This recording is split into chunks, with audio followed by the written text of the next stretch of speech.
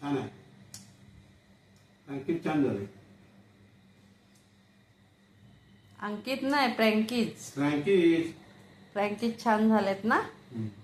कुठले आहेत ते?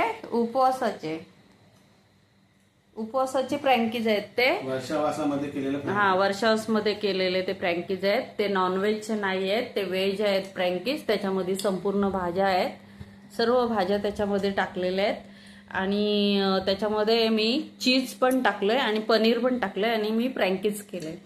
परत हे जे रसगुल्ले आहेत, चमच नाही आणला ना, थांबा चमच आणते. हे रसगुल्ले आहेत, ते रसगुल्ले पण व्हेज आहेत. व्हेज म्हणजे साबुदाणे आहेत ना, त्याचे मी हे रसगुल्ले बनवले साबुदाण्याचे. आणि अशा प्रकारे हा उपवासाचा मेनू आहे.